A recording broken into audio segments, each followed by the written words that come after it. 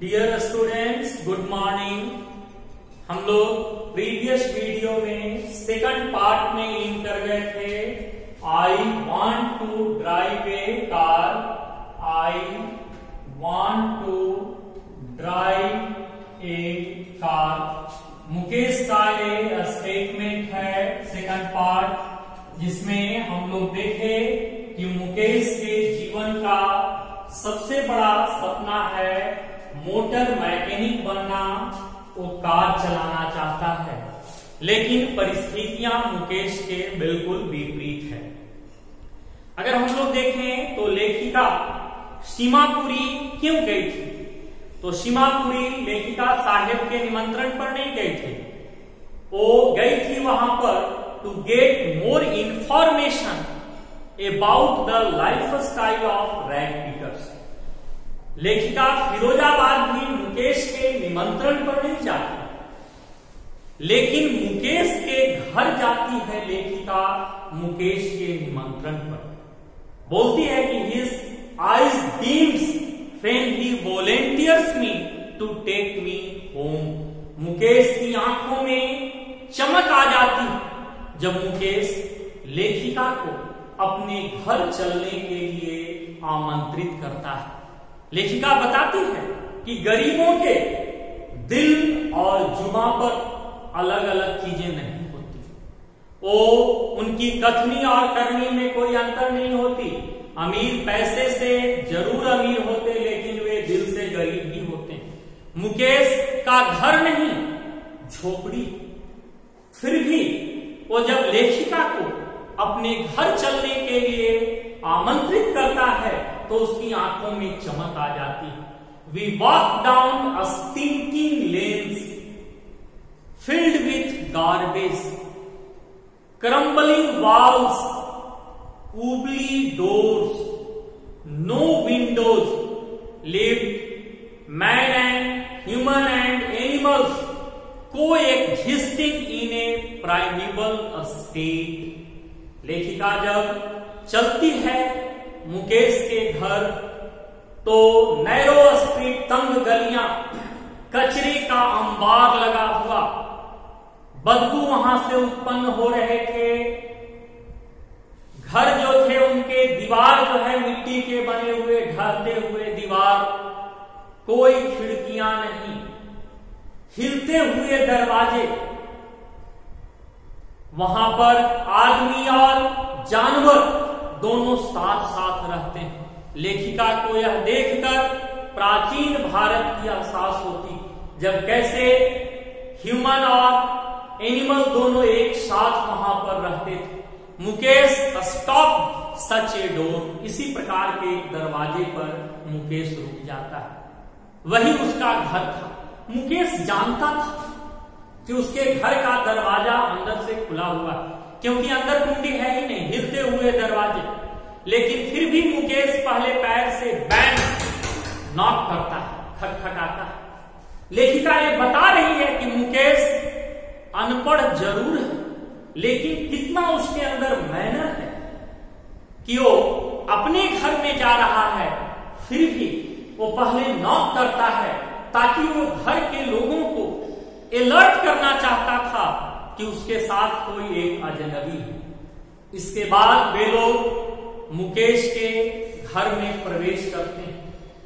झोपड़ी घास की बनी हुई, सूखे घास की आधा बनी हुई थी, हाफ बिल्ट सैक, अधबनी झोपड़ी। आधा पर ऊपर से छप्पर चढ़ा हुआ था, आधा ऐसा ही था।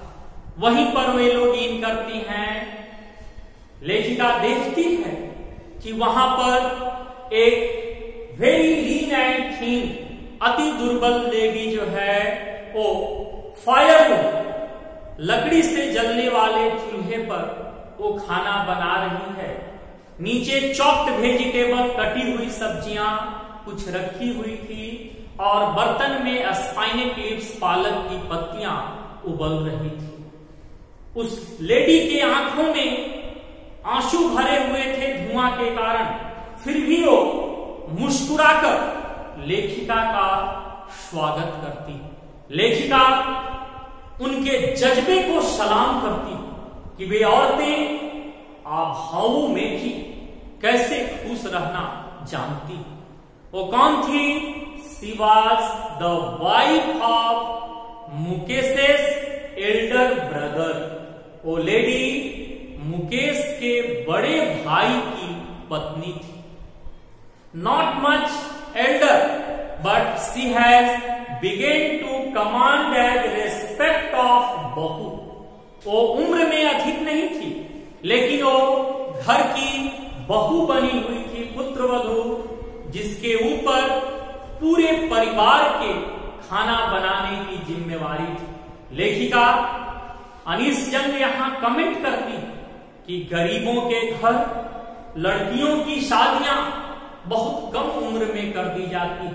जब खाने, पढ़ने, खेलने की उम्र होती है, तब तक उन पर घर की सारी जिम्मेवारियां डाल दी जाती। एक दूसरी परंपरा, जब भी मुकेश के पिता घर में प्रवेश करते थे तो मुकेश की जो भाभी थी वो टूटे हुए दीवारों की ओट में जाकर और अपना घूंघट नीचे खींच लेती थी। एज कस्टम डिमांड्स, लेखिका कहती कि यही परंपरा की मांग है कि घर की बहुओं को उनके पति से जो बड़े सदस्य होते हैं उनके सामने पर्दा में ही रहना चाहिए। तो दुनिया की हर परंपराएं गरीबों के घर ही लागू होती, अमीरों की के घर वो परंपराएं लागू ही नहीं होती।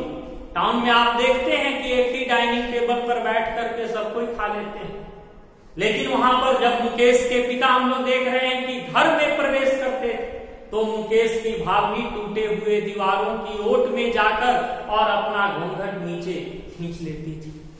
इस घर में मुकेश की भाभी को किससे पर्दा करना है? मुकेश के पिता, जो कि एक पुअर बैंगल मेकर्स, एक गरीब चूड़ीहारा, पूरे जिंदगी कठिन परिश्रम करने के बाद, पहले मुकेश के पिता टेलर थे, दर्जी थे, उसके बाद वो चूड़ीहारा बने। पूरे जिंदगी कठिन परिश्रम करने के बाद घर बनाने की बात तो दूर रही, अपने घर की वो मरम्मत तक नहीं करवा सके, ना ही अपने दोनों बच्चों को सेंड देम टू स्कूल भेज सके। वो एक ही काम किए जो अपने बच्चों को सिखाए, that was the art of making bangles. वो थी चूड़ियां बनाने की कला। अब हम लोग मुकेश की दादी मां से मिलेंगे।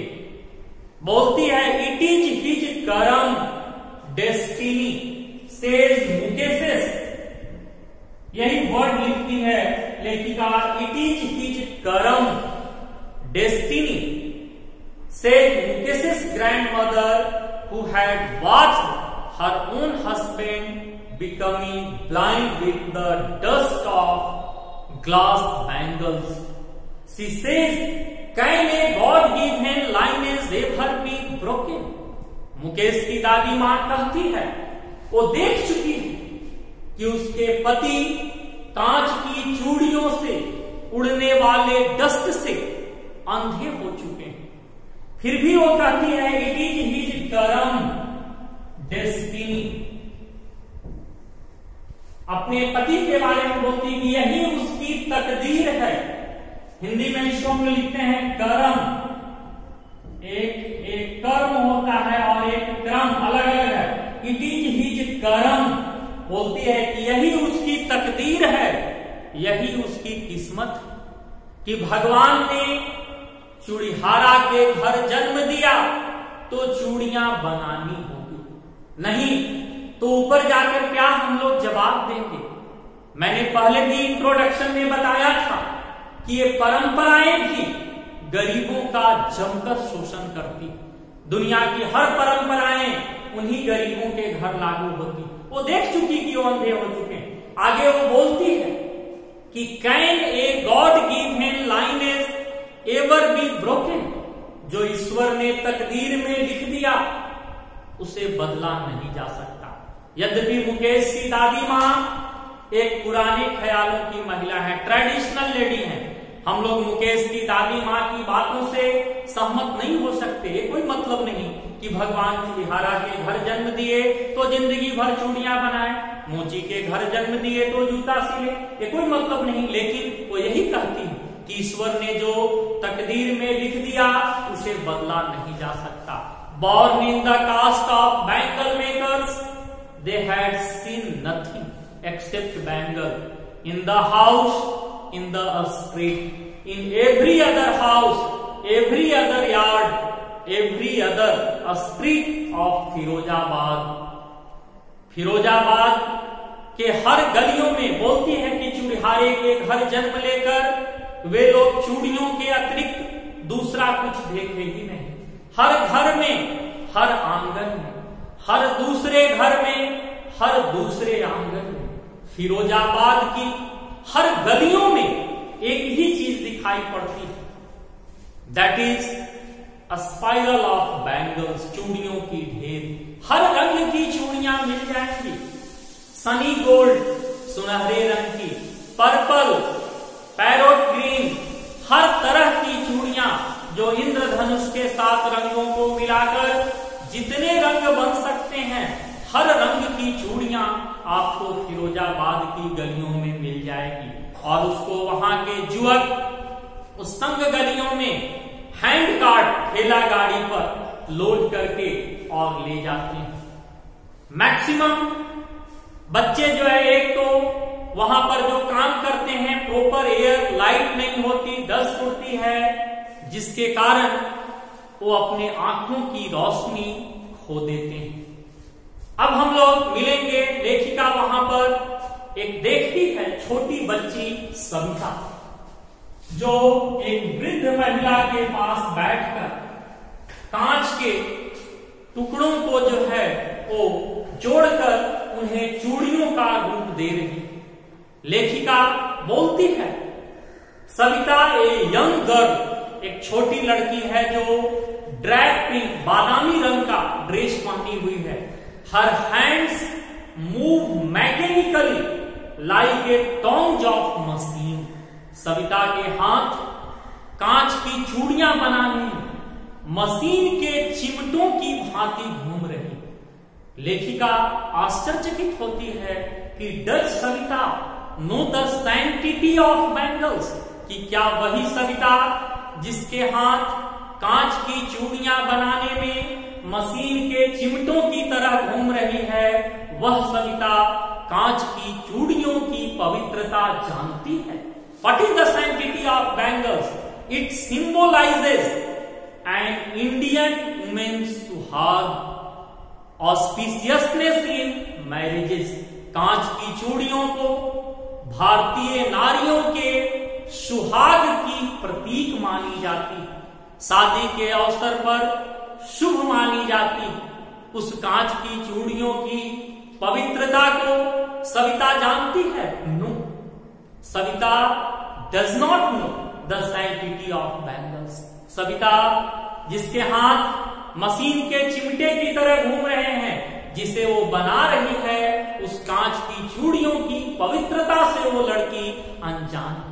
Because she is a very young girl, वो छोटी लड़की। लेखिका कहती है कि उस दिन अचानक it will dawn on her suddenly when her hand dyed red with red henna, her head draped with red veils and red bangles rolled onto her wrist। बोलती है लेखिका कि अचानक उस दिन सविता को कांच की चूड़ियों की पवित्रता पता चलेगी जब उसके सर के ऊपर लाल रंग की चुनरी होगी, उसके हाथों में लाल रंग की मेहंदी होगी और कलाइयों में लाल रंग की चूड़ियां होगी। तब सविता क्या बनेगी? वो ब्राइड, दुल्हन बनेगी। और तब वो सुहागन, तब उसे सुहाग का महत्व पता चलेगा। ठीक वैसे ही जो उसके बगल में वृद्ध महिला बैठी हुई, वो वर्षों पहले बन चुकी है दुल्हन। See still bangles on her wrist, उसके कलाइयों में अभी भी चूड़ियां हैं, मतलब वो अभी सुहागन। But no light in her eyes, लेकिन आंखों की रोशनी गायब हो गई। वो कहती है कि एक वक्त शेर भर खाना भी नहीं खाया। अनीस जंग एकदम मैसेज के रूप में इसको टाइप की है कि एक वक्त शेर भर खाना भी नहीं खाया। देखिए क्या पीड़ा है, क्या स्थिति है, क्या दुर्दशा है उन चूड़िहारों की कि पूरी जिंदगी काम करते करते वो अंधी हो गए, लेकिन पूरे जिंदगी में कभी भी उसे 2 में से 1 टाइम भी भर पेट भोजन नसीब नहीं हुआ। यही उसके परिश्रम का फल मिला। उसके पति जो लॉन्ग बियर्ड, लंबी दाढ़ी रखे हुए हैं, वो कहते हैं कि मैंने तो अपने जिंदगी में चूड़ियों के अतिरिक्त कुछ देखा ही नहीं, लेकिन मैं अपने परिवार वालों के लिए एक घर बना लिया हूं। तो मुकेश के पिता और उस वृद्ध में अंतर, मुकेश के पिता जिंदगी भर काम करने के बाद अपने घर की मरम्मत तक नहीं कर सके, जबकि वो अपने परिवार के लिए roof over his head, sir के ऊपर छत होना मतलब अपना घर होना, वो बना लिए। फिरोजाबाद की नेक्स्ट पैराग्राफ में बोलती है अनीस जंग कि फिरोजाबाद की गलियों में एक ही आवाज गूंजती कि चूड़ियों का निर्माण नहीं रुकना चाहिए। क्या उनको चूड़ियों से बहुत लगाव हो गया? नहीं, ये उनकी मजबूरी है। जो ठेकेदार होते हैं वो टारगेट देकर जाते हैं कि सप्ताह दिन के अंदर हमें इतने चूड़ियों पर पॉलिश चाहिए।